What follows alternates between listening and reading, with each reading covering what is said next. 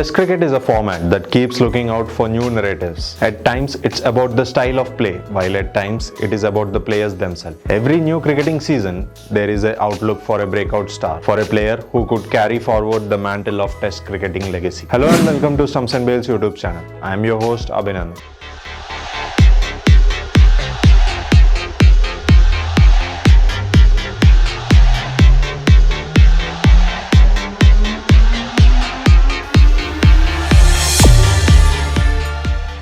Teams and the fans of their respective nations waste no effort in building a player up. The moment people identify a bit of potential, they are identified as superstars who could rule world cricket. But it hasn't been always the case with most. There have been few who have made multiple comebacks to cement their spot, while few just fade away. But there are few who among to get a long rope because of their pursued talent or at times because of a certain golden phase in their career. These players are grossly overrated owing to different factors. So let's take a look at 3 such overrated test players. First, let's start with KL Rahul at number 3. There has been enough clamor around KL Rahul's extended run in the Indian team in tests. He was someone who scored his test debut in Sydney in 2015. KL Rahul had everything going for him. His technique was solid. He possessed a cool temperament. Rahul had a fairly decent run until India's overseas cycle in 2018. But since then, he was more of a walking wicket. He scored a stunning century in 2018 at the Oval,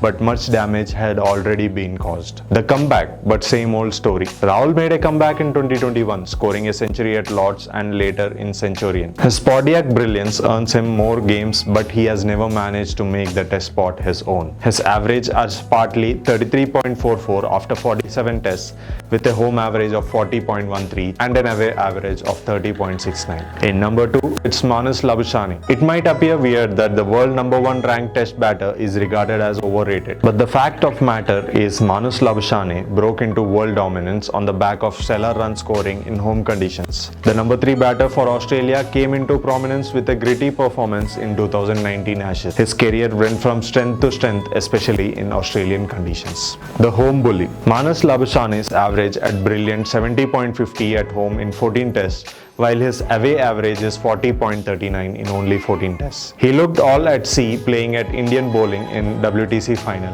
and later appeared clueless against Stuart Broad in the first Ashes test. A lot of work needs to be done for him to be counted among the modern greats. He clearly has a big gap to bridge. And in the first place, it's Pakistan skipper Babar Azam. He is undoubtedly one of the modern masters in the white ball game. Babar Azam, despite his white ball heroics, always gets called out for his strike rates in the T20I format. It leaves him at peace only in the ODIs, where his numbers currently are up there with the best in the business.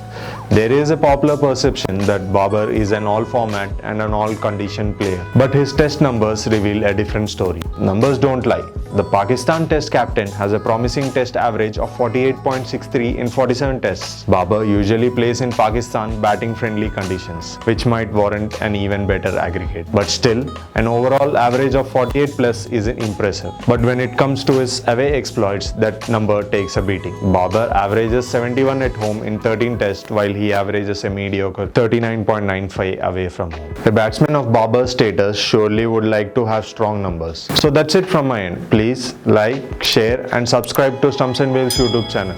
Also, don't forget to follow our social media handles mentioned below in the description.